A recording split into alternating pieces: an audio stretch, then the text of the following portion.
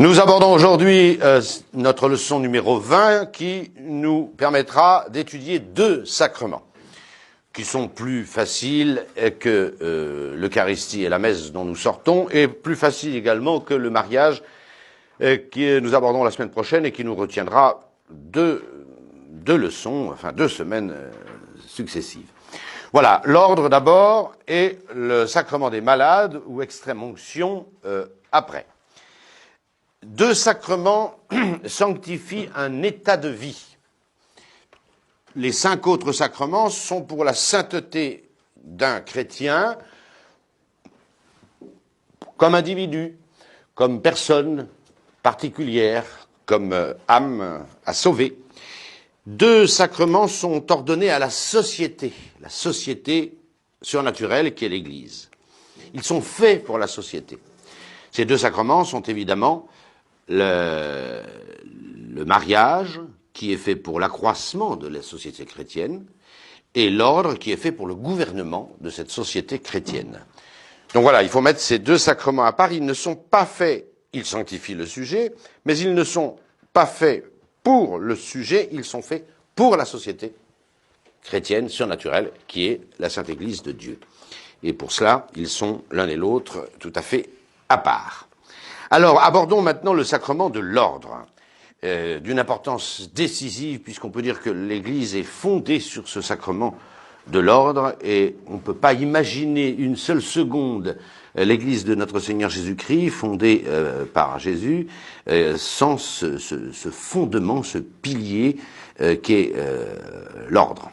L'ordre est le sacrement qui sanctifie les ministres de Jésus-Christ, et conséquemment leur donne la grâce de remplir leurs fonctions. Ces fonctions ne sont pas à inventer, ce sont celles-là même de l'Église, ou plus exactement et mieux dit, ce sont les fonctions mêmes du Christ, que nous avons déjà vues lorsque nous avons parlé de l'Église. Le Christ a 3 grandes prérogatives, c'est un rappel, il est prophète, donc il a le pouvoir d'enseigner, il est prêtre, il a le pouvoir de sanctifier, et il est roi, il a le pouvoir de gouverner. Ces 3 pouvoirs qui sont essentiels, constitutifs chez le Christ, il les a évidemment confiés à l'Église. Mais attention, là se pose une question très importante, et en particulier aujourd'hui. Est-ce que Jésus-Christ confie ses pouvoirs à l'Église, qu'il les transmet à certains hommes, ça c'est la théologie nouvelle, ou bien Jésus-Christ transmet-il ses pouvoirs à certains hommes qu'il charge de bâtir l'Église? Voilà. Et vous avez là 2 théologies qui, à mon avis, sont incompatibles et il faut choisir. Si nous prenons, j'allais dire, la constitution historiquement considérée du sacrement de l'ordre, je pense qu'il est fondateur de l'Église. C'est par ses apôtres et leurs successeurs, par le sacrement de l'ordre, que Jésus-Christ fonde son Église. Et c'est par eux qu'il confère à l'Église ces 3 pouvoirs que je viens de mentionner, prêcher, sanctifier, gouverner. Bien sûr qu'il y a dans l'épître de Saint Pierre l'existence, et ça n'est donc pas contestable, d'un sacerdoce commun des fidèles qui sont capables de rendre à Dieu, par leur baptême, par leur confirmation, par leur prière, par toute... voilà, ils sont capables d'exercer une fonction sacerdotale. Mais elle est évidemment pas ministérielle, et cette fonction sacerdotale du peuple de Dieu, race choisie, peuple élu, sacerdoce royal, c'est une réalité du corps mystique de notre Seigneur Jésus-Christ, qui, ne faisant qu'un d'ailleurs avec le Seigneur Jésus-Christ, participe de ses fonctions sacerdotales. Parfait, rien à dire. Cependant, si vous regardez la constitution du sacrement de l'ordre, le rituel de l'ordination des prêtres et des évêques, vous apercevez que Jésus-Christ donne un sacrement. C'est par un sacrement qu'il établit la hiérarchie de l'Église, il donne un pouvoir physique, sacramentel, immédiat à ses prêtres, et c'est sur ces prêtres qu'est fondée la Sainte Église, son gouvernement, ses lois et ses pouvoirs de prêcher, de sanctifier et de gouverner. Je vous le montrerai tout à l'heure dans les différentes citations du rituel. Il y a là un choix à faire. Est-ce que c'est l'Église qui se choisit des ministres pour la représenter, ou bien est-ce que c'est Jésus-Christ qui se choisit ses ministres directement pour établir, fonder l'Église? Je pense que c'est cette deuxième version qui est la première, qui est la plus traditionnelle, et qui est la bonne. D'ailleurs, dans la nouvelle forme de la consécration épiscopale, vous avez très bien cet ordre. La forme de la consécration épiscopale, du rituel de 68, de Paul VI, qui est certainement très ancienne, j'y reviendrai, puisque c'était la forme de l'Église romaine, nous dit Hippolyte, au IIe siècle, c'est la forme de toutes les églises orientales. Recevez l'Esprit qui fait les princes, tel que Jésus-Christ l'a donné directement à ses apôtres, c'est bien une transmission immédiate et sacramentelle de Jésus-Christ à ses apôtres, pour établir en tout lieu des églises à la gloire de son nom. Voilà, à quelques mots près. On voit très bien que c'est un pouvoir personnel qui passe du Christ dans ses apôtres et qui est fondateur de l'Église. Et non pas l'inverse, que Jésus-Christ aurait donné ses pouvoirs indistinctement à l'Église, considérée dans son ensemble, laquelle par après se choisirait des représentants. Il faut choisir.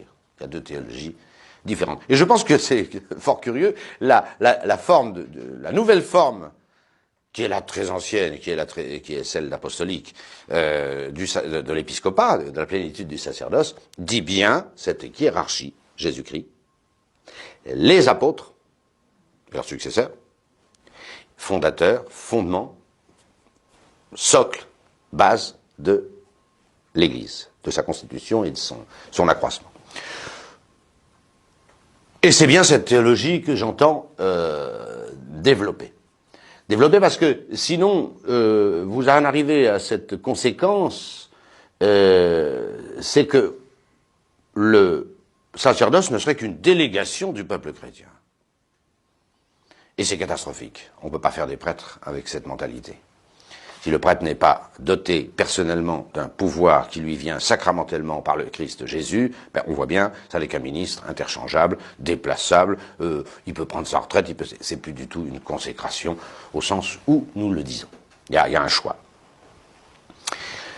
Remarque, puisque le sacerdoce confère à celui qui en est revêtu les trois pouvoirs de Jésus-Christ, magistère, ordre et gouvernement, apparemment, il n'en est pas comme ça. Il semblerait que Jésus-Christ n'ait donné à ses prêtres que le pouvoir d'ordre. Et c'est vrai. Ce que Jésus-Christ donne sacramentellement à ses ministres, par le sacrement de l'ordre, c'est le pouvoir de sanctifier. Le pouvoir de sanctifier.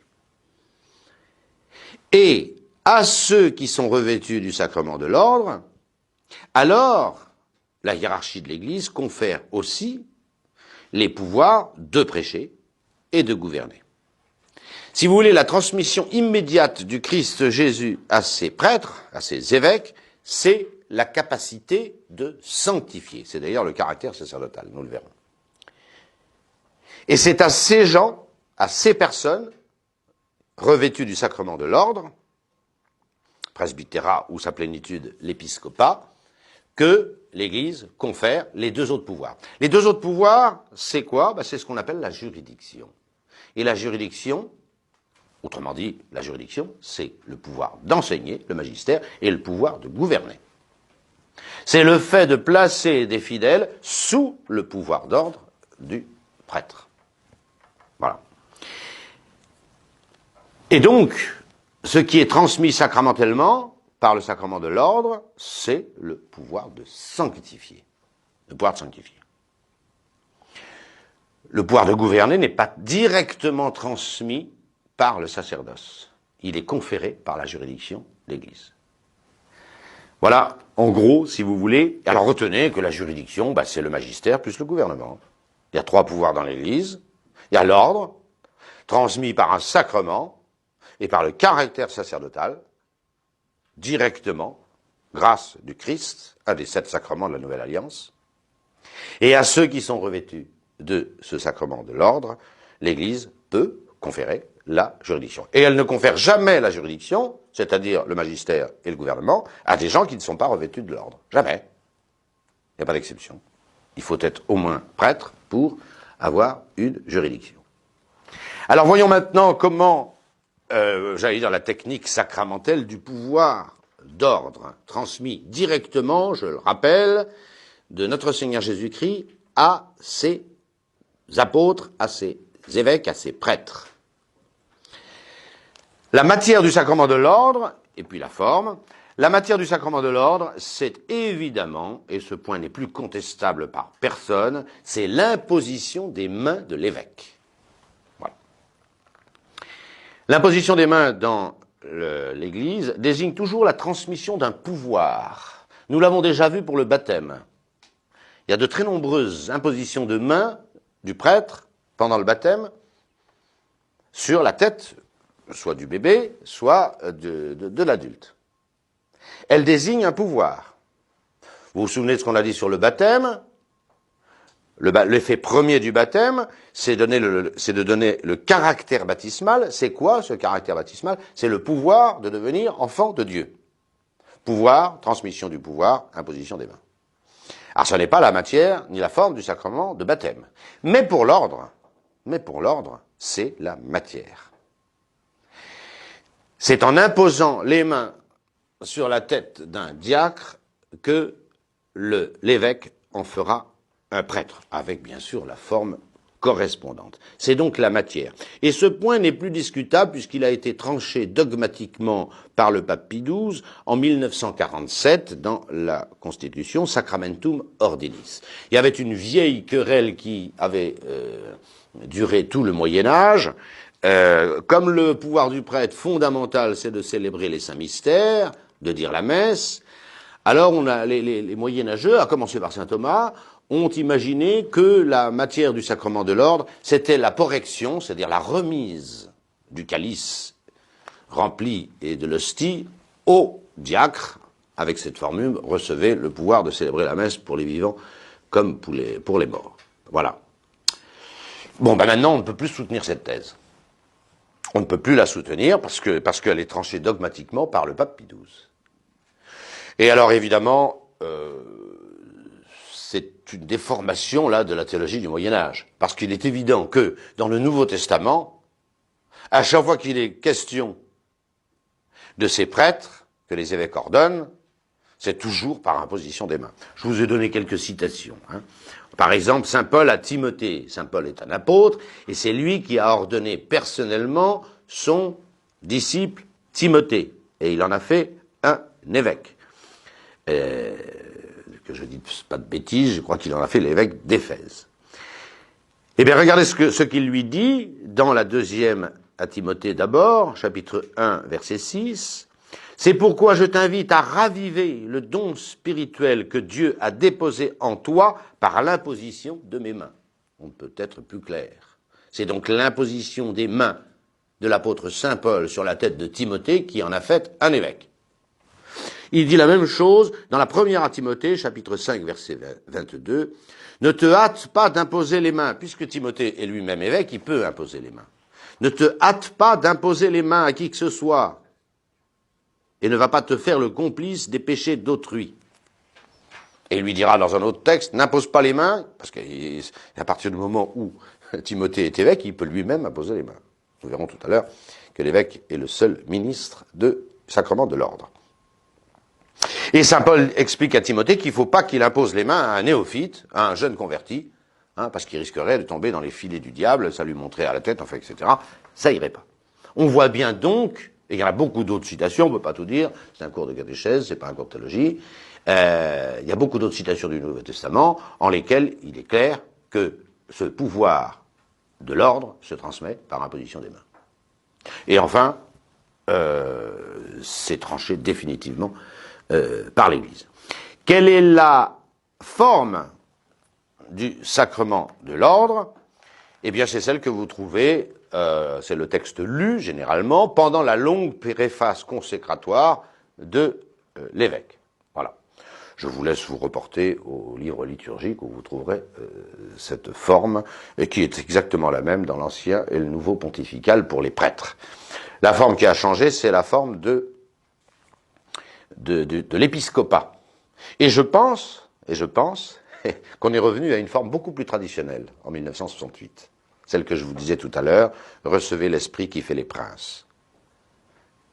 Cette forme, spiritum principalem, du Miserere, cette forme, Hippolyte de Rome nous dit qu'au IIe siècle, elle est celle de l'Église romaine, et on la retrouve en Orient partout. C'est certainement la forme apostolique. Alors on peut critiquer le nouveau pontifical dans les passages, dans la monition principale, où il y a cette théologie, où on a l'impression que le prêtre qu'on ordonne n'est que le délégué de l'Église. Mais la forme elle-même du sacrement de l'ordre, eh bien, est parfaitement traditionnelle et absolument irréprochable, puisque c'est encore une fois la forme de l'Église romaine dès le début, et celle de tout l'Orient encore maintenant, sans changement des variétés. Donc là, il y a une certaine... Alors évidemment, au Moyen-Âge, on avait remplacé cette forme, recevez l'esprit qui fait les princes, tel que le Seigneur, bon, je ne vais pas répéter tout, par une forme, j'allais dire, je ne sais pas qui a fait ça, mais une forme plus aléatoire, enfin pas plus aléatoire, elle est certaine évidemment, hein, c'est clair. Mais qu'est-ce qu'elle disait cette forme de l'épiscopat jusqu'en 1968? Eh bien, le sacerdoce n'a pas changé, hein, mais l'épiscopat, la forme de l'épiscopat a changé. Elle demandait à Dieu d'envoyer son esprit pour prolonger dans son serviteur la dignité sacerdotale. Prolonger. Et c'est vrai que prolonger, achever, parachever la dignité d'un prêtre, c'est en faire un évêque. Il n'y a pas de difficulté. La seule chose, c'est que l'ordination avec une telle forme d'un diacre serait invalide, bien sûr, puisqu'on demande à Dieu de prolonger dans son serviteur la dignité sacerdotale. S'il ne l'a pas, on ne peut pas la prolonger. Bon. Et on voit bien d'ailleurs que pendant des siècles, dans l'Église de Rome, on ordonnait, on consacrait évêque de Rome, généralement et très fréquemment, l'archidiacre de Rome, qui en une seule ordination passait du diaconat à l'épiscopat. Ce ne pouvait évidemment pas être la forme du Moyen-Âge qui était utilisée dans cette consécration épiscopale. Et nous savons maintenant, historiquement, que c'était celle du pontifical de 68, puisqu'on a des textes du 1er siècle, du 2e siècle, enfin du 2e siècle plus exactement, qui nous disent que c'était bien cette forme. Voilà, donc, si vous voulez, pour résumer, le pontifical de 68 n'a pas changé la forme de l'ordination des prêtres. Il n'y a qu'un out qui est devenu un et, mais ça ne change absolument pas le sens. Celle de l'épiscopat a changé, profondément, il faut le dire. L'une et l'autre sont parfaitement valides, parce qu'il est impossible que l'Église erre dans un domaine aussi dogmatique et fondamental. Mais j'ajoute que la plus traditionnelle est certainement celle du nouveau pontifical. Par contre, la théologie qui est dans le reste du rite, là, on peut la discuter. Hein. C'est pas dogmatique. Et j'allais dire, ce qui est suggéré dans le nouveau pontifical, tant dans l'ordination des prêtres et en dehors de la forme, que dans la consécration des évêques, pas dans la consécration des évêques, mais surtout dans l'ordination des prêtres, et c'est la théologie nouvelle, comme quoi le sacerdoce serait transmis globalement à l'Église qui se choisit des ministres. C'est pas du tout la tradition, ça. Mais alors, pas du tout. Voilà. Voilà pour ce qui est de la matière et de la forme. Je résume. Matière, imposition des mains, et la forme, je l'ai dit pour le sacerdoce et pour l'épiscopat, c'est parfaitement clair. Et parfaitement, et certainement, et dogmatiquement valide et assuré.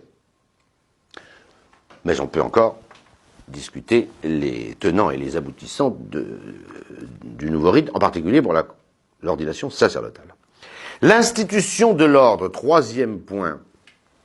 Le Concile de Trente est formel. Jésus a institué le sacrement de l'ordre pendant la dernière scène, pendant l'institution au cours de laquelle il institue l'Eucharistie.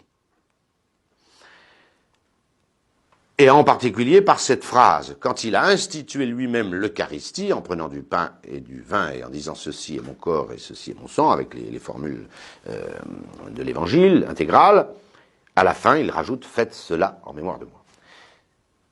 Vous comprenez que faire un pareil miracle, de transformer du pain en son corps, du vin en son sang, si Jésus donne l'ordre à ses apôtres d'en faire autant, ce qui dépasse absolument les forces de n'importe qui, avec le Fils de Dieu qui peut faire ça. Hein. C'est évidemment qu'il leur en donne le pouvoir. Et il le donne à ses seuls apôtres qui sont là à table avec lui. C'est tout.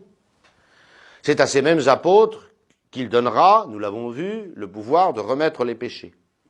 C'est à ces apôtres qu'il donne, auxquels il a déjà donné le sacrement de l'ordre, qu'il confie également la tâche, le pouvoir d'abord, et le rôle, et la juridiction nécessaire pour remettre les péchés. Vous voyez, c'est sur ce pouvoir fondamental de célébrer les saints mystères que se greffent les autres capacités du sacerdoce. Les deux grandes capacités du sacerdoce, célébrer la messe et pardonner les péchés. Il y en a beaucoup d'autres, après, gouverner une paroisse, ceci, cela, mais fondamentalement, un prêtre, c'est celui qui a le pouvoir de dire la messe et le pouvoir de pardonner les péchés. Voilà. Et ça, le Christ l'a fait pour la messe, le pouvoir radical pendant la Sainte Seine, et pour le pouvoir de pardonner les péchés, le soir de la résurrection. Deux moments extrêmement solennels de la vie de l'Église. Et vous voyez bien que c'est sûr, l'Église n'existe pas encore quand Jésus-Christ fait cela. Comprenez-le. La fondation de l'Église, c'est le jour de la Pentecôte. L'Église existe du jour de la Pentecôte, elle n'existe pas avant. Ouais, elle est un embryon d'Église, elle est une matière d'Église, elle est ce qui deviendra l'Église, mais l'âme de l'Église, c'est l'Esprit Saint. Autrement dit, j'irai pas, c'est un petit peu audacieux, mais jusqu'à la Pentecôte, si Église il y a, c'est un cadavre d'Église. La vie de l'Église, c'est l'Esprit Saint, et il arrive le jour de la Pentecôte. Or, Jésus a déjà institué le sacrement de l'ordre. Non seulement par le pouvoir de célébrer les saints mystères, mais il a déjà donné à ses apôtres le pouvoir de pardonner les péchés, puisqu'il l'a fait ça le soir de sa résurrection. Vous voyez bien que l'Église est fondée sur les apôtres et non l'inverse. Les apôtres ne sont pas des ministres de l'Église, ils sont bien plus que cela, et leurs successeurs. C'est d'ailleurs, grosso modo, sur ce point, en tout cas, la théologie du Concile Vatican II. On voit bien que, dans le Concile Vatican II, les prêtres passent un petit peu par pertes et profits, mais l'épiscopat est remis à un niveau apostolique incontestable. Et là, j'allais dire, il y a une contradiction entre les textes fondamentaux du Concile Vatican II sur l'épiscopat et puis les nouveaux rituels de l'ordination des prêtres. Je ferme cette parenthèse. C'est une question théologique, mais qui demande et qui mériterait d'être approfondie. Mais c'est pas l'objet d'un cours de catéchèse. Vous noterez une chose importante, c'est que notre Seigneur Jésus-Christ, lui, n'est pas passé par un rite. Les apôtres et leurs successeurs, les évêques, sont obligés, ils ne peuvent pas faire autrement, pour conférer l'épiscopat et le sacerdoce, de passer par l'ordination. Ils n'ont aucun autre moyen. C'est un pouvoir qui dépasse infiniment l'homme. Mais Jésus-Christ, lui, n'est pas tenu à un rite. Alors, dans certaines iconographies, on voit notre Seigneur en train d'imposer les mains, comme si notre Seigneur, j'allais dire, était ministre lui-même du sacrement qu'il institue. Bon, c'est gentil tout né, hein, mais ça n'a pas de consistance théologique. Jésus, lui, peut donner l'intégralité des effets d'un sacrement sans rite. évidemment. Jésus, il ressuscite les morts, et il fait parler les muets, il fait entendre les sourds, il fait voir les aveugles. Alors vous comprenez que quand il dit « faites ceci en mémoire de moi », il n'y a pas besoin qu'il suive un rite. Voilà. D'autant plus qu'il devrait suivre un rite qu'il a institué. Enfin, c'est bon. Donc notre Seigneur, lui, n'est pas tenu au rite sacramentel pour donner la grâce. Mais les évêques n'ont que ce moyen. Il faut qu'ils appliquent matière et forme sur un sujet apte. Précisons maintenant que cet ordre, cet unique sacrement de l'ordre, il a plusieurs degrés. On dirait, mais les autres sacrements n'ont pas de degré. Vous êtes marié, vous n'êtes pas marié, c'est tout ou rien. Vous recevez le baptême, il n'y a pas de degré dans le baptême. Pourquoi il y a un degré ici? Des degrés. Selon les potentialités du sacrement de l'ordre. Le caractère sacerdotal, le caractère du sacrement de l'ordre, c'est un pouvoir. C'est un pouvoir. Alors, vous êtes enfant ou vous n'êtes pas enfant dans le pouvoir de baptême. Il n'y a pas de milieu. Vous êtes totalement un enfant de Dieu ou vous ne l'êtes pas du tout. Caractère baptismal. Mais comme ministre de Jésus-Christ, il y a plusieurs potentialités dans cet unique sacrement de l'ordre. Et voilà pourquoi il y a une hiérarchie dans le sacrement de l'ordre selon l'extension du pouvoir que vous recevez. C'est tout simple à comprendre. Quelqu'un peut, c'est comme dans une entreprise, quelqu'un peut monter dans la hiérarchie, il a de plus en plus de pouvoir. Et puis vous avez le grand patron qui a tous les pouvoirs. On voit bien qu'il y a une hiérarchie de pouvoir. Il peut y avoir une hiérarchie de pouvoir. Parce que le sacrement de l'ordre, c'est un pouvoir, et un pouvoir actif, vous voyez, tandis que le pouvoir du baptême et de la confirmation, ce sont des caractères passifs. Ils sont reçus dans le sujet, mais ils ne permettent pas, ils ne sont pas faits pour agir d'abord, ils sont faits pour sanctifier. Je ferme cette parenthèse théologique. Alors, parce qu'il confère des pouvoirs par le caractère du sacerdoce, je vais y revenir, il y a différentes fonctions selon les pouvoirs concédés. La plénitude du sacrement de l'ordre, c'est l'épiscopat. C'est l'épiscopat. Épiscopos en grec veut dire surveillant. C'est celui qui veille à l'ensemble de l'Église à lui confiée. Il est unique. On s'aperçoit qu'à la fin du 1er siècle, c'est extraordinaire la fondation de l'Église. À la fin du 1er siècle, il y a partout, dans chaque église fondée par les apôtres, un évêque et des presbytéros. Au début, dans le Nouveau Testament, on ne distingue pas, c'est très intéressant, entre les épiscopoi, c'est-à-dire les évêques, et les presbytéros, les anciens, c'est-à-dire les prêtres. Au début, on n'arrive pas à distinguer dans le Nouveau Testament. Et il semble que saint Paul et les autres apôtres appellent indifféremment presbytéros et épiscopos. Ça se comprend parce qu'ils ont fondamentalement, l'un et l'autre, l'évêque et le prêtre, le pouvoir le plus essentiel du sacerdoce, qui est de dire la messe. Ça, ils l'ont l'un et l'autre, sans aucune distinction de l'un à l'autre. Mais on s'aperçoit très vite, et en particulier dans les lettres de saint Ignace d'Antioche, qu'il y a dans toutes les églises fondées par les apôtres un évêque, un surveillant général, excusez cette réminiscence du lycée, unique, et puis il a autour de lui un collège d'anciens, de presbytéros, et on voit bien que ces anciens célèbrent la messe comme lui. On peut les envoyer célébrer la messe tout autour. Voilà. Alors c'est le premier degré du sacerdoce, c'est l'épiscopat, c'est sa plénitude. C'est-à-dire que tous les pouvoirs de l'ordre, l'évêque les a. Et si vous regardez bien, il y en a un qui l'a seul, c'est le pouvoir d'ordonner lui-même. C'est la caractéristique de l'épiscopat. Un prêtre peut faire tout ce que fait un évêque, il a la même potentialité générale que l'évêque, à ceci près qu'un prêtre ne peut pas ordonner. Ce serait totalement invalide. C'est pour ça qu'on appelle l'épiscopat le générateur du sacerdoce. La caractéristique de l'épiscopat, sous l'aspect de l'ordre, du sacrement de l'ordre, c'est que l'évêque peut ordonner et que le prêtre ne le peut pas. On l'appelle donc le générateur du sacerdoce. C'est le premier degré et la plénitude du sacrement de l'ordre.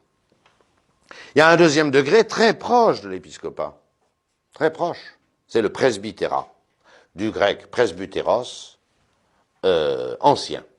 Pourquoi les apôtres ont-ils choisi, c'est un choix des apôtres, et peut-être même de notre Seigneur Jésus-Christ, ces termes d'épiscopoi et de presbytéros? Ils ont voulu absolument éviter les autres termes anciens, de hiéros par exemple, pour bien distinguer le sacerdoce du Christ de tous les prêtres des idoles et tout ça. Les apôtres ont été, j'allais dire, très soigneux sur la terminologie. Vous voyez, pour l'amour de Dieu, ils ont ressorti un vieux terme grec, agapé, pour éviter les termes très ambigus d'éros et tout ça. Et toujours dans le Nouveau Testament, l'amour de Dieu, l'amour que Dieu a pour nous, l'amour que nous pouvons avoir pour Dieu et pour nos frères, c'est agapé. Et ça n'est pas éros. Facile à comprendre. De même, pour éviter toute confusion avec des sacerdoces païens et des rites idolâtriques, ils ont laissé de côté tous les termes de ces cultes idolâtriques. Et en particulier le terme hiéros, prêtre. Même encore utilisé dans l'Ancien Testament. Dans le Nouveau Testament, les prêtres, ce sont les épiscopoi et les presbytéroi. Voilà, les surveillants et les anciens. Et on voit bien qu'ils sont le sacerdoce de notre Seigneur Jésus-Christ, ça, il n'y a pas de doute. Alors ces anciens, presbytéros, même un prêtre de 24 ans, il est presbytéros, c'est un ancien, par sa sagesse et par le sacrement de l'ordre. C'est pas toujours évident pour les fidèles, un prêtre de 24 ans, et il n'a pas encore beaucoup d'expérience, mais il est prêtre comme un vieux prêtre de 50 ans de sacerdoce. Ils sont l'un et l'autre, presbytéroi, l'un et l'autre, c'est des anciens. Le prêtre peut faire tout ce qui relève du sacrement de l'ordre, sauf l'ordination. Voilà. Ils sont très proches. Or, la chose la plus grande que peut faire un prêtre ou un évêque, c'est de célébrer la messe. Et là-dessus, ils sont à égalité de pouvoir. Sauf que l'un est chargé de gouverner les autres. L'évêque est chargé de gouverner. Ça fait partie de l'épiscopat. Ordonner au point de vue du sacrement de l'ordre et gouverner l'Église. Et en particulier avoir une autorité sur les prêtres eux-mêmes, qui sont appelés d'ailleurs dans le rituel, les prêtres, cooperatores ordinis nostri. C'est l'évêque qui parle, les prêtres, sont appelés les coopérateurs de notre ordre. C'est l'évêque qui dit ça, donc, de l'épiscopat. Et enfin, mais alors là, c'est tout à fait autre chose, il y a le diaconat. Diakonos en grec, serviteur. Serviteur. Il n'y a pas de fonction sacerdotale dans un diacre. Il n'a pas de responsabilité par rapport aux âmes. Aucune. Il est un serviteur des précédents. Un serviteur patenté, un serviteur qui a reçu un sacrement, un serviteur sanctifié sacramentellement par la grâce de l'ordre qu'il a reçu. Mais voyez, il n'a aucune fonction sacerdotale. C'est quoi une fonction sacerdotale? C'est une fonction de responsabilité entre Dieu et les âmes. C'est un pouvoir terrible d'ailleurs, et effrayant. Voilà. Le diacre n'a absolument pas ça. Un diacre qui fait ce qu'on lui dit, il aide dans le ministère, dans les fonctions sacerdotales, épiscopales, mais il n'a pas de responsabilité vis-à-vis des âmes directement. Et on ne confie jamais à un diacre une paroisse, voilà, jamais. On ne donne pas à un diacre la juridiction, c'est toujours un prêtre qui l'a. Et ainsi de suite. 3 degrés de ce très beau sacrement de l'ordre, et 3 très beaux degrés. C'est-à-dire que vous avez une organisation dans l'Église qui est admirable, admirable. Vous avez en quelque sorte 2 hiérarchies, la hiérarchie de l'ordre, épiscopat, presbytérat, diaconat, et la hiérarchie de juridiction. Sachant que la hiérarchie de juridiction ne peut être que sur les 2 degrés supérieurs du sacrement de l'ordre, épiscopat et presbytérat. Les diacres étant toujours des serviteurs. C'est admirable. C'est une organisation absolument admirable. D'où ça vient? Probablement du Seigneur, des apôtres. Et on voit que tout ça est constitué à la fin du 1er siècle, partout, partout, partout. Et ça fait 2000 ans que c'est comme ça. Remarque qu'en bas de page, le diaconat est lui-même réparti. C'est l'Église qui a fait cela, et c'est très bien fait, en différentes fonctions possibles. Le diacre est un serviteur, il a toutes les fonctions du serviteur. Mais il y a des ordres mineurs, il y a le sous-diaconat d'abord, les ordres mineurs, et l'Église a le pouvoir de dire, écoute, voilà, avant de faire toutes les fonctions du diaconat, vous ferez portier, lecteur, exorciste, acolyte et sous-diacre qui peut déjà ministrer le prêtre à la messe solennelle, et auquel l'Église a attaché l'équivalent du vœu de sous-diaconat et même la récitation du bréviaire. Donc c'est important, mais voilà. La tonsure, en revanche, n'est pas un ordre mineur, c'est un sacramental. Ça n'est pas un sacrement. Les autres sont des sacrements. Une partie potentielle du sacrement de l'ordre est un sacrement. Puisque l'ordre, c'est une puissance. Vous recevez une partie de cette puissance, une petite partie. Vous êtes portier, vous êtes acolyte, voilà. Et vous voyez, ça dépendra de la juridiction. Jamais un exorciste qui a reçu l'ordre de l'exorcistat ne fera un exorcisme. L'Église confie toujours, parce que l'essentiel d'un exorcisme, c'est pas le pouvoir d'ordre, là c'est la juridiction qui fait 80% de l'efficacité de l'exorcisme. En soi, il n'y a pas besoin d'être prêtre pour faire un exorcisme. Or, vous vous apercevez que comme il faut une juridiction, l'Église confie toujours l'exorcisme à un prêtre. Même pas à un diacre. Voilà. C'est un bon exemple là, de la distinction entre juridiction et ordre. Voilà la répartition du diaconat en sous-diaconat, acolyte, exorciste, portier, lecteur. La tonsure, je vous le dis, n'est pas un sacrement du tout. C'est pour ça qu'elle peut être donnée sans évêque, parce qu'elle n'est pas un ordre. Un super général peut tonsurer, parce que c'est une question de juridiction, uniquement. C'est un sacramental. Il ne peut pas donner les ordres, même mineurs. Vous voyez la différence. Elle fait rentrer dans le clergé. Alors, autrefois, il y avait beaucoup de tonsurés qui n'allaient pas plus loin. C'est pas très beau, mais enfin, c'est comme ça. Le Concile de Trente a interdit à quiconque de recevoir la tonsure sans l'intention d'aller jusqu'au presbytérat. Alors, c'est très bien qu'il l'ait fait. Et pourquoi l'a-t-il fait? Et l'a-t-il très bien fait? Parce que vous comprenez qu'il y avait beaucoup d'arrivistes. Pour toucher les bénéfices ecclésiastiques, il fallait être tonsuré. Pour toucher l'argent des bénéfices ecclésiastiques, des exploitations agricoles, des revenus d'une abbaye, etc., il fallait être tonsuré. Alors vous avez beaucoup de gens qui recevaient la tonsure, et puis ils faisaient rien d'autre comme ça. Ils n'avaient pas de charge, mais vous pouvez toucher les bénéfices. Alors le Concile de Trente a dit basta. Maintenant, si vous recevez la tonsure, c'est que vous voulez avoir tous les ordres et monter jusqu'au sacerdoce. Vous comprenez qu'aujourd'hui, ça ne tient plus. Parce qu'on n'a jamais vu quelqu'un s'enrichir avec la tonsure. Ça se saurait. Avant, si vous espériez quelques bénéfices de votre tonsure, chers séminaristes, vous êtes mal tombés. Voilà, c'est complètement raté. Voilà. Ça vous coûtera plus tôt que ça vous rapportera. Alors vous comprenez que ça ne veut plus rien dire maintenant. Cette loi du Concile de Trente, elle n'a plus de sens, elle n'a plus de fondement. Voilà. Et on peut envisager un frère, par exemple, qui toute sa vie sert la messe, etc. Pourquoi ne recevrait-il pas les ordres mineurs? Ils sont faits pour ça. Celui qui a proposé au Concile Vatican II de rétablir le diaconat permanent, c'est Monseigneur Lefebvre. Il faut quand même le savoir. Alors après, on a fait des diacres mariés, etc. Bon, ça c'est autre chose. Mais celui qui a proposé de ressusciter le diacre permanent, un diacre célibataire, un diacre qui dit son bréviaire, un diacre, voilà, comme un de nos diacres, c'est Monseigneur Lefebvre, parce que c'est très bien, en soi. À condition qu'on n'en fasse pas, simplement un employé d'une ONG. Enfin, faut pas tout. Bon, voilà. Mais en soi, c'est bien. Et troisième point, mais j'ai déjà dit, seul l'épiscopat et le presbytérat reçoivent de fait une juridiction. C'est-à-dire un autre pouvoir, un pouvoir juridique celui-là. Le pouvoir de l'ordre, de sanctifier, il est physique. Il est transmis par un sacrement et il donne un caractère qui est ce pouvoir spirituel de dire la messe, de pardonner les péchés. Tandis que le pouvoir de juridiction, c'est un pouvoir hiérarchique, juridique, qui est donné par l'Église.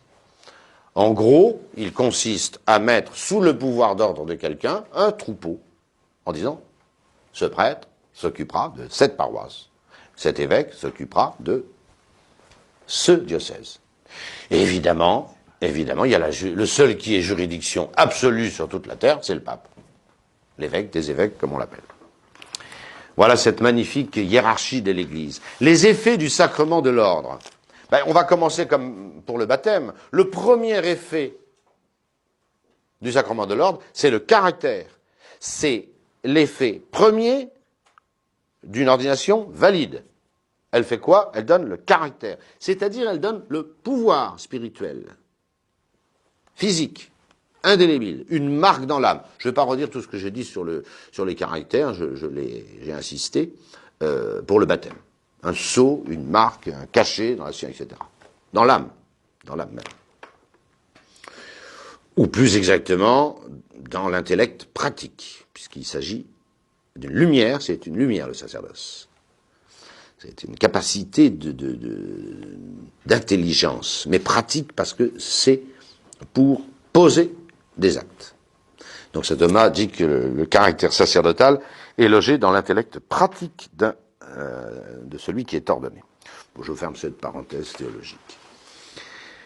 C'est deux fois défini par l'Église que l'épiscopat et le presbytérat donnent un caractère. Cette marque indélébile dans l'âme définitive. On est prêtre pour l'éternité. L'Écriture sainte le répète. Dès qu'elle parle du prêtre, tu es sacerdoce in aeternum. On est prêtre pour l'éternité. Parce que ce caractère ne peut pas s'enlever. Sauvé au ciel ou damné en enfer, un prêtre est marqué, il est pour l'éternité prêtre de notre Seigneur Jésus-Christ. C'est deux fois pour l'épiscopat et le presbytérat, c'est simplement certain pour le diaconat. Mais on voit bien dans les actes des apôtres, quand les apôtres instituent le diaconat, il y a une imposition des mains et il y a une préface consécratoire, il y a exactement le même rite que... Voilà. C'est ce caractère sacerdotal, qu'il soit presbytéral ou épiscopal, qui permet au sujet de dire la messe validement, de pardonner les péchés, de donner l'extrême-onction, la confirmation, voilà, les sacrements dont le prêtre et l'évêque sont les ministres, et les seuls ministres. Évidemment que, après ce caractère, et découlant du caractère, il y a la grâce, une augmentation de la grâce sanctifiante. C'est normal, hein, que le ministre de l'Église brille par une grâce sanctifiante supérieure à celle des fidèles. C'est tout à fait normal. Devant éclairer les fidèles, devant les sanctifier, il faut qu'il soit lui-même plus saint. Et il y a une abondance de grâce sanctifiante reçue dans le sacerdoce. Si quelqu'un par malheur recevait le sacerdoce sans pouvoir recevoir la grâce sanctifiante, elle lui serait rendue par après, c'est ce qu'on a appelé pour le baptême la reviviscence du sacrement, au moment où il rentre dans une bonne conduite. Et puis il y a une grâce sacramentelle. La grâce sanctifiante, elle est faite pour sanctifier, comme son nom l'indique, pour rendre davantage saint celui qui a reçu ce sacrement. La grâce sacramentelle, c'est le secours. C'est la garantie du secours ponctuel dans les fonctions sacerdotales. Quand vous serez prêtre, vous la verrez à l'action, cette grâce. Quand il s'agit de votre sacerdoce, vous serez aidé par Dieu. Quand il s'agit de poser un acte sacerdotal, vous serez aidé par Dieu.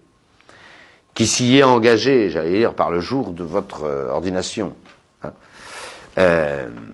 Attention, vous n'aurez pas de grâce sacramentelle spéciale pour faire les actions que tout le monde fait, hein.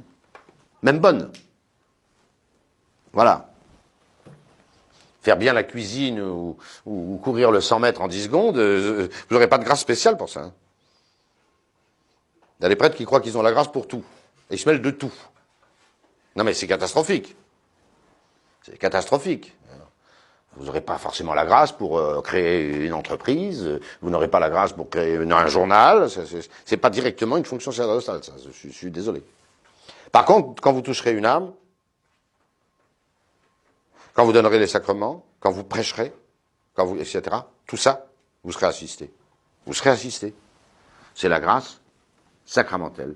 C'est pas une grâce actuelle ponctuelle, parce que voilà, c'est une grâce qui vous accompagne continuellement dans l'exercice de votre état sacerdotal.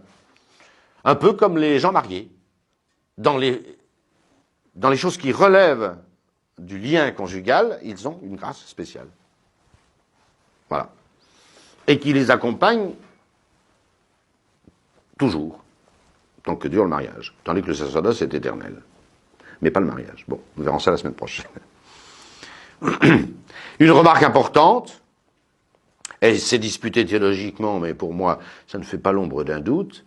Vous noterez une chose très importante, très différente entre ce sacrement et les autres.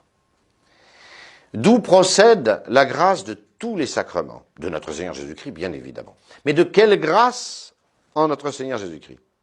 Dans tous les sacrements, la grâce des sacrements procède de la grâce capitale de Jésus-Christ. Je vous renvoie au cours sur notre Seigneur Jésus-Christ. Il y a deux grâces en notre Seigneur Jésus-Christ. La grâce d'union. Je vous rappelle exactement la définition de la grâce d'union. La grâce d'union, c'est le fait pour la nature humaine de Jésus-Christ de subsister dans la personne divine. Une grâce, c'est un don. C'est un don de Dieu. Une faveur de Dieu. La plus grande faveur qu'on ait pu faire à un homme, l'homo Jesus Christus, c'est de subsister, non pas dans une personne humaine, mais de subsister dans la personne du Verbe de Dieu. On ne peut pas concevoir une grâce plus grande que celle-là. Elle est infinie. Puisqu'elle s'arrête, son terme n'existe pas. Son terme, c'est la personne divine. C'est la nature même de Dieu. Bon, voilà. Les sacrements ne procèdent pas de cette grâce. Parce que de soi, et c'est là où est toute la difficulté, la grâce de subsister dans la personne du Verbe est incommunicable, comme est incommunicable la personne. Mais il est évident que, aussi, alors donc, Jésus-Christ sanctifie tout son corps mystique qu'est l'Église par sa grâce sanctifiante. Appelée chez lui, puisqu'il est la tête et nous les membres, la grâce capitale. Grâce capitale qui coule dans les membres et qui sanctifie le peuple. Mais, si vraiment le sacerdoce de notre Seigneur Jésus-Christ, le sacrement de l'ordre, est une participation au sacerdoce même de notre Seigneur Jésus-Christ, notre Seigneur Jésus-Christ n'est pas du tout prêtre par sa grâce capitale. Ah, il est prêtre par sa grâce d'union. Un prêtre, c'est celui qui fait le pont, le lien, la liaison entre Dieu et les hommes. Qu'est-ce qu'il fait en notre Seigneur Jésus-Christ? Qui fait le pont, le lien entre Dieu et les hommes? C'est pas sa grâce sanctifiante. C'est sa grâce d'union. Et en cela, la plupart des pères de l'Église disent, même si leur explication n'est pas toujours facile, ou parfois il n'y en a même pas, ils disent que le sacerdoce, cette grâce du sacerdoce, celle-là seule du sacrement de l'ordre, découle de la grâce d'union du Seigneur Jésus-Christ. Je suis en un cours de catéchisme, donc je ne vais pas commencer la théologie de la possibilité d'une participation à la grâce personnelle, c'est-à-dire la subsistance dans la personne du Verbe. Alors là, je pense que je dépasserai un petit peu le cadre d'une catéchèse. Mais voyez, j'ajoute une dernière chose, c'est que les fidèles le sentent. Même chez des païens, chez des journalistes de gauche, vous trouvez parfois des réflexions comme quoi un prêtre catholique, c'est quelque chose d'intrinsèquement sacré. Tandis qu'un ministre d'une autre religion, il n'est pas sacré en lui-même. Et je pense qu'ils perçoivent ce point de théologie. J'ai vu ça sous des plumes, étonnamment, des gens qui croient même pas en Dieu. Des gens qui croient même pas en Dieu. Et qui disent, bah oui, mais dans un prêtre catholique, il y a quelque chose d'intimement sacré. Et ils ont profondément raison. Profondément raison. Les gens le sentent. Les gens le sentent. Même s'ils n'en ont pas l'explication théologique, évidemment. Surtout s'ils ne croient pas en Dieu. Voilà. Je cherche un nom, mais il m'échappe. Je ne sais pas si c'est François-Olivier Gisbert ou un type comme ça, pas vraiment grenouille de bienitier, mais qui affirme des choses comme cela. Puis il y en a d'autres. Hein. Voilà. Et des athées militants, qui voient bien qu'il y a quelque chose de sacré dans un prêtre catholique, qui n'existe pas dans un ministre. Un banal ministre. Un ministre, il accomplit ce qu'on lui demande, il fait. Voilà. Un ministre protestant, il prêche, parce qu'il faut prêcher. Voilà.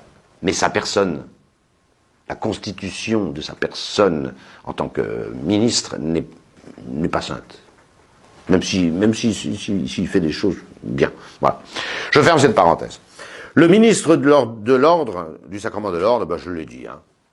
Omnis et solus episcopus. En bon français, l'évêque, tout évêque, et seulement l'évêque. Voilà. C'est la caractéristique de l'évêque. C'est qu'il peut ordonner, lui et lui seul.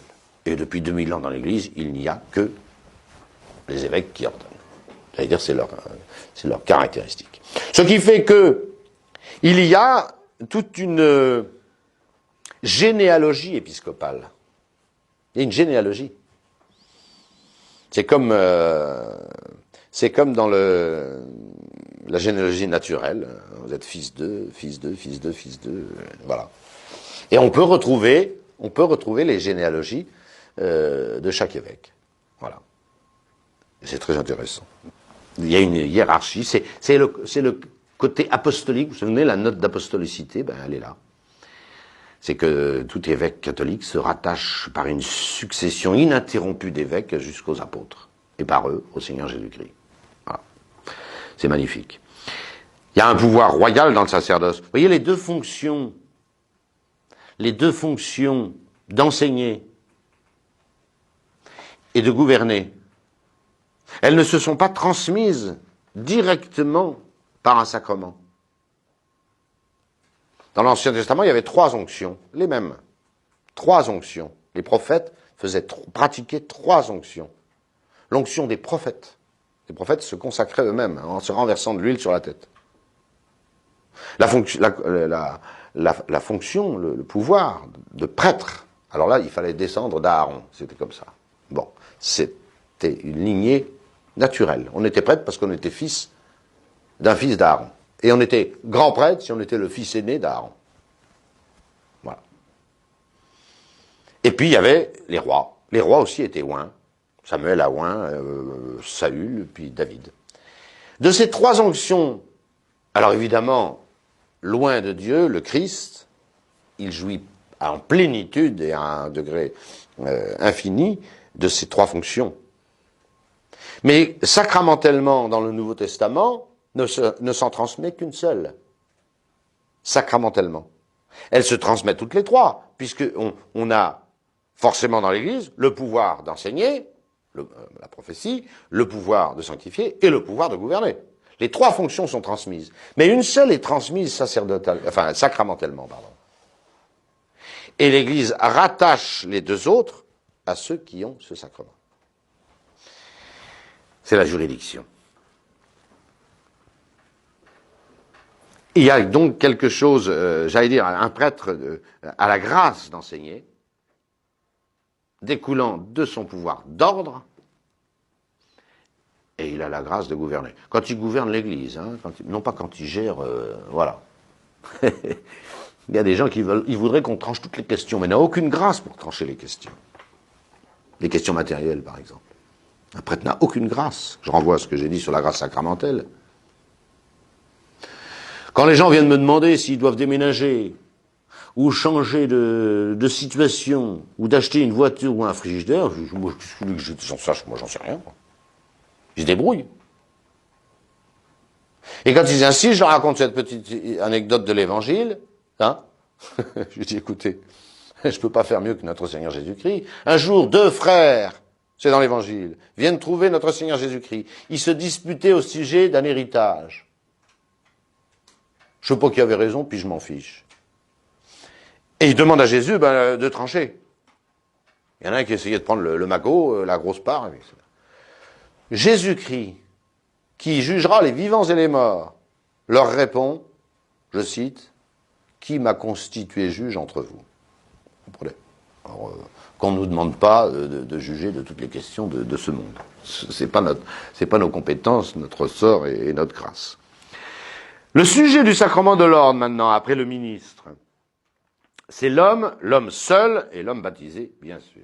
L'homme, car l'autorité dans l'Église, on peut pas, généralement, elle est sur, c'est très, aujourd'hui dire ça a l'air odieux, mais l'autorité de droit naturel dans une société, eh bien, il y a des prérogatives viriles pour l'exercer. C'est comme ça. Hein, ça plaît pas, je sais, aujourd'hui, mais je m'en fiche complètement. Voilà.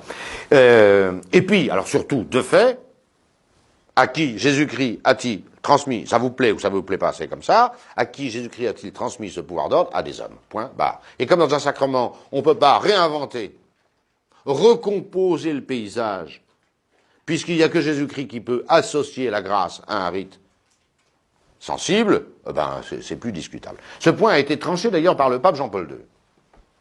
Dogmatiquement. Même si d'autres ont pensé on dit, c'est pas dogmatique. Vous prenez ce document de Jean-Paul II, il a tranché définitivement, avec son pouvoir apostolique, imposant à toute l'Église, et qu'on n'y revienne jamais, si c'est pas du magistère infaillible, alors il n'y a pas de magistère infaillible, que l'ordination d'une femme était totalement invalide. Voilà, c'est comme ça. Alors on va pas perdre de temps avec ça. Faut être baptisé. Pourquoi faut être baptisé? Forcément, pour pouvoir avoir une autorité dans une société, faut faire partie de cette autorité, de cette société. On ne peut pas faire autrement. Les sociétés des hommes sont gouvernées par des hommes. Elles ne sont pas gouvernées par des martiens ou des extraterrestres ou je ne sais qui.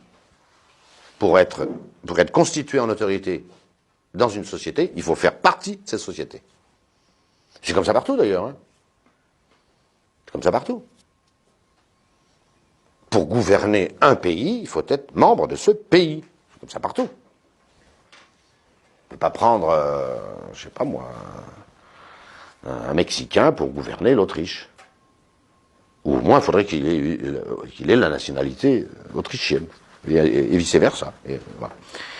Et or, si on a autorité dans l'Église, quand on est prêtre, et on a autorité, eh bien, il faut faire partie de cette société. Donc, le sujet du sacrement de l'ordre, c'est l'homme, et l'homme seul, et l'homme baptisé. Et en plus, qui est la vocation. Qu'est-ce que c'est que cette vocation? Qu'il en soit ainsi, c'est clair. Nul ne s'arroge à soi-même cet honneur, on y est appelé par Dieu comme Aaron. Hébreux 5, 4. Il s'agit bien du sacerdoce. L'épître du sacerdoce, c'est l'épître aux Hébreux. Soit dit en passant. Il faut être appelé par Dieu. On voit bien que Jésus-Christ a appelé sans arrêt. Il y en a qui ont voulu le suivre, il a dit non, c'est pas la peine de me suivre. Et il y en a qui n'ont pas voulu du tout le suivre, il lui a dit, toi tu me suis. C'est comme ça, c'est la vocation. Voilà. Alors attention, la vocation, c'est évidemment pas un miracle, ce n'est pas un ange qui vous apparaît, c'est pas le Saint-Esprit que vous entrevoyez. Non. La vocation, c'est quelque chose de très simple. Elle a deux aspects, la vocation. Et tout jeune homme vraiment chrétien doit s'être posé la question un jour, quand même. Hein. Il y a deux aspects dans la vocation. D'abord, il y a une vocation. On ne peut pas décider tout seul, il faudrait être fou d'ailleurs, de devenir prêtre. La matière, c'est quoi? La matière de la vocation, c'est des dispositions nécessaires. Dispositions nécessaires. Vous n'avez pas de dispositions nécessaires, vous êtes complètement stupide, vous êtes cul-de-jatte, vous êtes... bon, il n'y a pas de matière à la vocation. Voilà. Vous êtes déjà marié, monsieur, c'est pas pour vous, circuler. Voilà, matière. Il faut une volonté ferme, c'est là très important la volonté ferme. La volonté ferme de servir le Seigneur, s'il le désire, hein. C'est surnaturel. Avec une intention droite. Pas pour toucher des bénéfices ecclésiastiques et pas pour se la couler douce dans je ne sais quel monastère à rien faire. Hein. D'accord. Mais à partir du moment où, en connaissance de cause, vous envisagez de vous donner à Dieu pour recevoir le sacerdoce, alors c'est surnaturel. Si vous avez une intention droite. Alors c'est forcément surnaturel. Et si c'est forcément surnaturel, alors c'est que ça vient de Dieu. C'est QFD. C'est pas la peine d'avoir vu son ange gardien ou y avoir une petite lumière qui s'allume dans la tête. Hein. C'est pas vrai. C'est pas comme ça que ça marche. Il faut avoir les dispositions nécessaires, une volonté ferme. Jésus, à chaque fois, si quelqu'un a la vocation, il dit, est-ce que tu veux? Si tu veux, suis-moi. Mais il faut que tu veuilles. Et cette volonté, ben, c'est la signature de Dieu. Ça, c'est la matière de la vocation. Et puis la forme, ben, c'est l'appel de l'évêque. Si vous trouvez un évêque catholique qui vous ordonne, c'est que vous avez la vocation. Si vous ne trouvez pas d'évêque catholique qui vous ordonne, c'est que vous n'avez pas la vocation. C'est comme dans tout être, il y a la matière et la forme. La matière, c'est les dispositions nécessaires avec une volonté ferme dans une intention droite. Et la forme de la vocation, hein, pas de l'ordre, la forme de la vocation, c'est qu'un évêque catholique dit, c'est bon, je fais de vous un prêtre. Voilà. Dernière remarque avant de passer rapidement à l'extrême onction, ben, c'est quand même une vie chrétienne régulière, sérieuse, en particulier dans une bonne famille où on prie, où naissent 90% des vocations. 95% des vocations. Dieu peut toujours faire des exceptions. Hein. Regardez, il a choisi 12 apôtres, puis tout d'un coup, ben, il a eu besoin d'un persécuteur, d'un ennemi juré de sa cause, et il a converti Saint Paul. Bon, donc Dieu peut faire ce qu'il veut, voilà. Mais généralement, c'est pas comme ça que les vocations, c'est pas généralement du Saint Paul. Hein. Dans les années 30, il y a eu des enquêtes faites par les évêques français pour savoir d'où venaient les vocations. Ils n'étaient pas persuadés hein, que les vocations naissaient dans des terreaux chrétiens. Voilà. Ben, ils se sont aperçus qu'elles sortaient à 99% de familles très catholiques et d'écoles très catholiques. Il n'y a pas de mystère. Voilà. Il faut un terreau. Une violente conversion, d'ailleurs, l'Église est un petit peu prudente. Vous avez vu la phrase de saint Paul à Timothée tout à l'heure, ne va pas imposer les mains trop rapidement à un néophyte, pour qu'il ne tombe pas dans les pièges du diable. Voilà. Dieu peut toujours faire des exceptions. Appeler le pire ennemi de sa cause, comme saint Paul, voilà.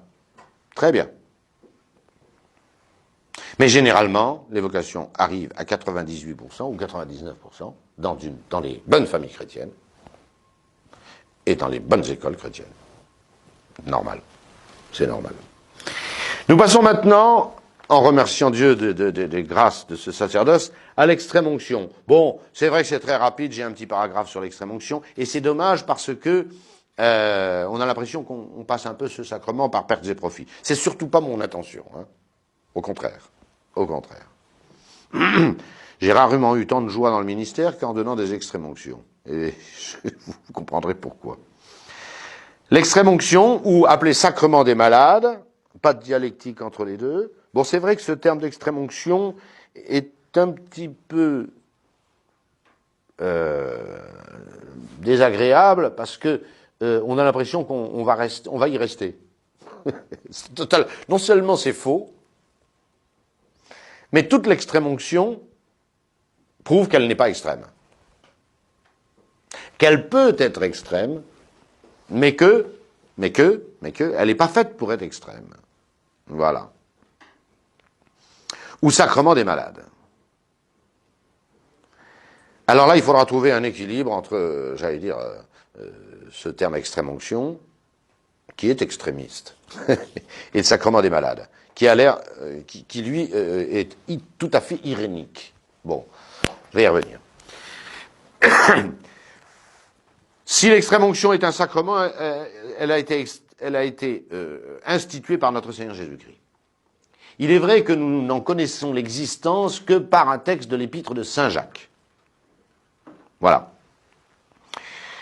Saint Jacques, chapitre 5, versets 13 à 15. Citons Saint Jacques parce que c'est la grande référence du sacrement des malades.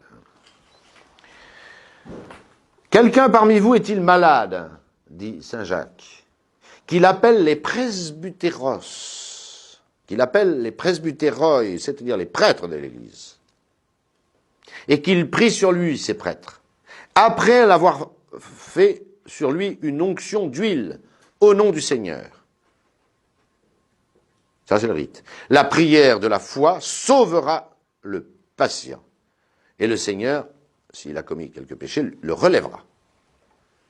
Il y a tous les effets de l'extrême-onction là-dedans et tout son rite. Voilà.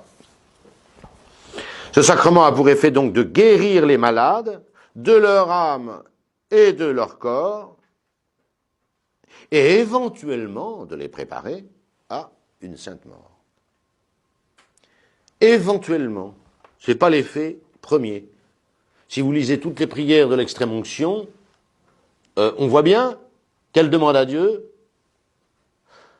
de rétablir ce malade. Pratiquement, dans les prières, il n'y a même pas la demande que s'il venait à mourir, qu'il ait une mort paisible et tout ça. Ça n'existe pas dans les prières. Lisez. L'extrême-onction, vous ne trouverez pas ça. Ad pristina reparetur officia. Qu'il soit rendu à ses offices précédents. Voilà. Mais évidemment, si c'est pas la volonté de Dieu, si son heure est venue, ça lui donnera. Voilà. Alors justement, rentrons un petit peu dans la technique sacramentelle de ce sacrement des malades. Le signe sensible, la matière consiste en 7 onctions. Avec l'huile des malades, il y a 3 huiles dans l'église, il y a le Saint-Crème pour les consécrations, il y a l'huile des catéchumènes pour les exorcismes, et puis il y a l'huile des infirmes, consacrée le jeudi par l'évêque, pour uniquement ce sacrement des malades. Voilà. Cette onction faite à l'huile des malades, l'huile des infirmes, faite sur les yeux, tous les sens, les oreilles, les narines, les lèvres, les mains, les pieds et les reins. Désignant, à chaque fois, la formule est la même. Par cette sainte onction et par sa très pieuse miséricorde, voilà. Dieu vous pardonne les péchés commis par les yeux, le nez, etc., les oreilles, les mains, etc. Et, disons quand même que aujourd'hui ne se pratique que 5 onctions. Il y en a une qui a été interdite par l'Église pour des raisons d'hygiène ou de pudeur, c'est l'onction sur les reins, elle ne se fait pas. Et puis, celle sur les pieds est facultative. Voilà. Et en cas d'urgence, sachez qu'on peut donner l'extrême-onction en une seule onction, en cas d'urgence, sur la tête de celui qui la reçoit. Une chose qui est très belle dans l'extrême-onction, c'est qu'elle a une caractéristique, et vous allez la comprendre, c'est le seul sacrement où sont attachés à l'économie sacramentelle des effets sensibles. Sensibles. Il n'y a aucun effet sensible, direct en tout cas, dans l'Eucharistie. Vous savez, des gens qui vont tourner de la tête parce qu'il y a des vapeurs d'encens ou se croire transportés. Ils ont peut-être des grâces spéciales, mais il n'y a pas de grâce sensible attachée de soi à la Sainte Messe. Il n'y a pas de grâce sensible attachée de soi à la confession. Et on peut se confesser très bien sans éprouver d'émotion et de sensibilité. C'est pas prévu, c'est pas... Voilà. Pas là, puisqu'on demande sans arrêt la guérison des corps. Comme un effet du sacrement. Et la guérison et le soulagement d'un corps, ça se sent. Ah bah oui, c'est même par définition. Et vous verrez, c'est étonnant ce que peut parfois faire l'extrême-onction. C'est étonnant. C'est étonnant. Je vous raconte une petite anecdote qui m'est arrivée, mais beaucoup d'autres, je pourrais en raconter une centaine. C'était deux vieilles demoiselles, sœurs, qui m'appellent, l'une pour extrême-oncier, l'autre, qui est là. L'autre, je l'ai su après, mais elle était pratiquement dans le coma depuis 6-8 mois. Donc je viens pour celle qui était dans le coma, l'autre était en bonne santé. Donc je rentre, toc toc, voilà, et je commence les cérémonies de l'extrême onction, sur celle qui était dans le coma. Je lui donne l'absolution sous condition, je ne pouvais pas la confesser, et je commence le rite du sacrement des malades. Et là, elle se réveille. Moi, ça ne m'a pas tellement surpris, parce que je ne savais pas qu'elle était dans le coma depuis 8 mois. Elle se réveille, elle se redresse, et commence à parler. Ce que voyant, sa sœur tombe évanouie. Alors, moi, je ne savais plus de qui m'occuper, vous comprenez? J'avais celle que je devais extrême-oncier, qui se réveille et qui parle, et l'autre qui tombe. Voilà. Alors bon, j'ai quand même réveillé celle qui était tombée à la renverse. Voilà. Et ça, quand j'ai imposé la main. Quand j'ai imposé la main. Parce que sa sœur était tellement étonnée de l'avoir parlé comme ça, qu'elle a fait une syncope.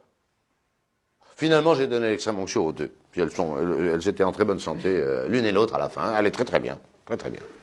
Voilà. Mais ça, vous le verrez. Vous verrez ça. Vous verrez ça, les prêtres vous le diront. Il y a des effets sensibles, voilà, attachés à ce sacrement.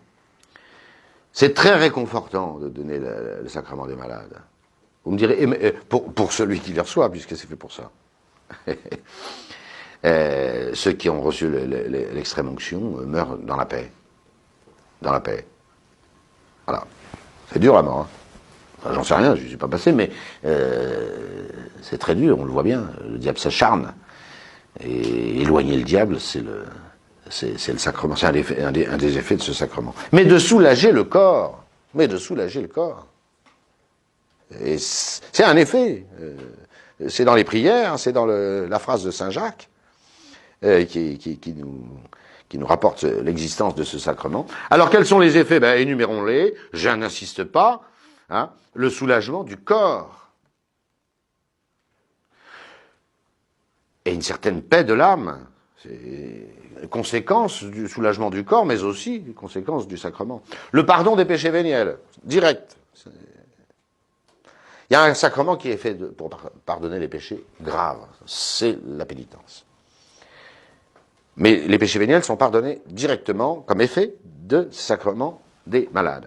Mais également, par accident, comme disent les théologiens, celui des péchés graves, quand l'âme est disposée. Il est facile pour quelqu'un d'avoir une attrition habituelle, c'est-à-dire, je regrette Dieu par crainte, par honte, mais habituellement. Et s'il ne peut pas se confesser, s'il peut se confesser, qu'il se confesse. Mais s'il est empêché de se confesser, alors, s'il a cette attrition habituelle, c'est pas la contrition parfaite, par amour de Dieu, voilà, mais on a peur, ou on a honte, habituellement, de ses péchés. Dans ce cas-là, l'extrême onction, ou le sacrement des malades, remet les péchés, même très graves, ou très graves. Augmentation de la grâce sanctifiante, mais ça je vous l'apprends pas, puisque c'est le fond commun de tous les sacrements, et grâce actuelle, éventuellement, alors soit la grâce de soulagement des corps et vous êtes rendu à la santé, et vous êtes rendu par cette grâce actuelle du sacrement, vous êtes rendu à pristina reparetur officia, vous êtes rendu à votre vie efficace, à votre vie précédente, voilà. Ou bien, parce que c'est Dieu qui décide, c'est Dieu qui fait vivre, et c'est Dieu qui enlève la vie. Et si vous êtes, si Dieu veut vous reprendre, il vous reprendra, et vous avez une grâce de paix et de sérénité devant la mort. Et vous le verrez, je vous assure, vous le verrez, parce que les effets, pas tous, mais certains effets de l'extrême onction, du sacrement des malades, sont sensibles.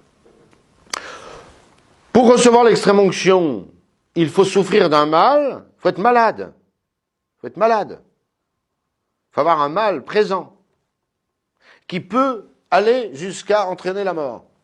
Qui peut. Il peut seulement, puisque le sacrement de malade est fait pour guérir. Alors il ne faut pas à tous les coups que ce soit les derniers instants. C'est pas ça du tout. Alors là, il y a deux excès manifestes dans ce sacrement. À Lourdes, on donne quelquefois le sacrement des malades à tous ceux qui ont plus de 65 ans. Ça veut rien dire. Et pour la plupart des gens, ça devrait être invalide. Ils n'ont pas le mal, ils sont pas malades. Pas parce qu'on a 65 ans qu'on est malade. C'est cette histoire-là. On peut être à 85 ans ou 10 ans en pleine forme. Ça peut arriver, ça. Et on peut être malade jusqu'à en mourir à 18 ans. Enfin, on le voit de trop. Donc ça n'a rien à voir. C'est un abus, là, manifeste. Et un sacrement, le sacrement des malades sur quelqu'un qui n'est pas du tout malade est totalement invalide. C'est pas la peine de chercher, midi 14h. Mais ça ne veut pas dire que ça c'est l'excès actuel, puis vous avez l'excès contraire, qui existe. On appelle le prêtre quand, ça y est, la personne est à l'agonie. Même à Saint-Nicolas du Chardonnay, plusieurs fois on m'a appelé, venez vite, il vient de mourir. Venez vite, il vient de mourir. Et j'ai dit, mais moi je suis pas un croque-mort, moi. Je suis un prêtre. Je suis pour la vie. Je suis pour donner la vie. Je suis pour faire du bien, guérir, sauver. Enfin, voilà. Donc il faut une vraie maladie. Pas un rhume, hein. Un rhume. On en sort généralement d'un rhume. Faut pas exagérer. Bon, si vous avez un pépé de 94 ans qui fait une grave bronchite, effectivement, là, voilà, ça va un jeune de 20 ans qui fait un rhume, on va pas appeler le prêtre quand même, faut pas exagérer, faut du bon sens, partout. Vous avez ces deux excès. Il y a ceux qui attendent l'agonie ou la mort. Mais ce sacrement, c'est le sacrement des malades, il est fait pour guérir.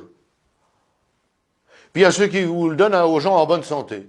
Comme ça, parce que c'est catastrophique. Et là, dans ce cas, quand on donne le sacrement des malades à quelqu'un, je vous l'ai dit, qui est en parfaite bonne santé, quel âge qu'il est d'ailleurs, on peut être en très bonne santé à 92 ans, c'est invalide. On notera évidemment qu'on peut le recevoir plusieurs fois, ce sacrement. Quels sont les sacrements qu'on ne réitère jamais? On l'a dit, c'est les sacrements qui ont un caractère. Celui-là n'en donne pas. Donne un caractère, le baptême, la confirmation et l'ordre. Ceux-là, on les renouvelle jamais. Tous les autres, on peut les renouveler. Tous les autres, on peut les renouveler.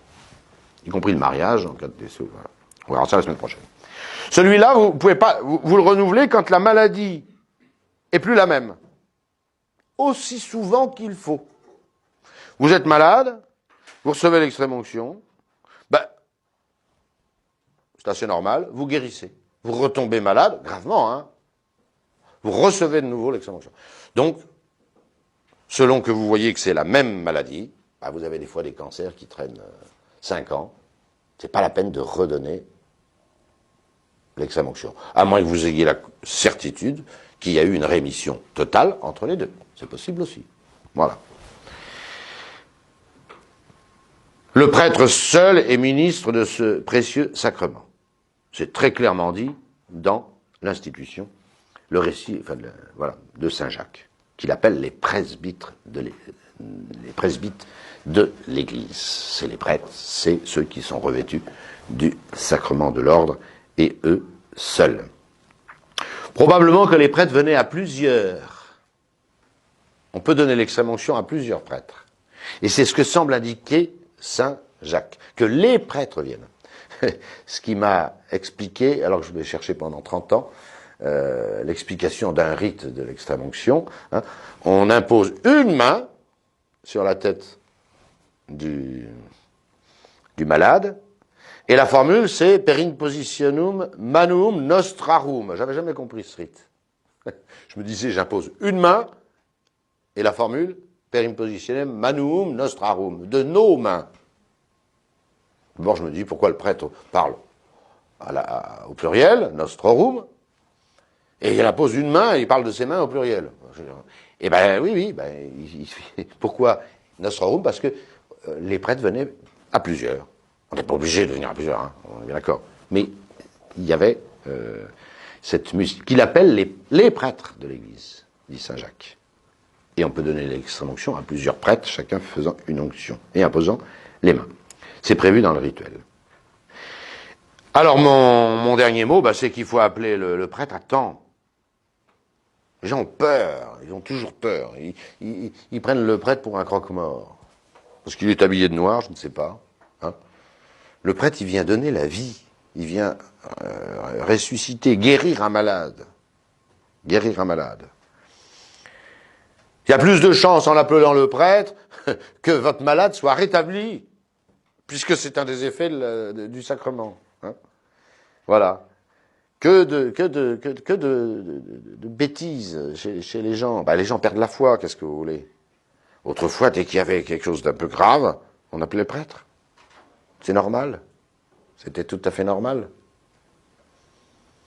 Et c'était pas triste. Et puis le prêtre, j'allais dire au contraire, hein, on pensait que le prêtre était susceptible, capable de sortir ce pauvre malade, voilà. Mais c'est vrai que le terme d'extrême onction a rendu parfois de mauvais services dans la mentalité des chrétiens qui ont cru que finalement, on appelait le prêtre quand c'était fichu. C'était fichu. C'est pas du tout la pensée de l'Église. Alors évitons les deux excès. Par contre, ce sacrement, j'allais dire, il n'est pas assez donné. Tous les bons chrétiens devraient mourir avec l'extrême onction. Et à chaque fois qu'on a une maladie un peu sérieuse, une opération grave, le mal étant déjà là, on devrait recevoir le sacrement des malades. Ce serait tout à fait normal. C'est pas un luxe, ce sacrement. Et c'est très consolant pour ceux qui l'ont reçu, pour l'entourage et pour le prêtre. Je peux vous dire, moi je suis jamais rentré aussi content que quand j'ai donné une belle extrême onction, un beau sacrement des malades.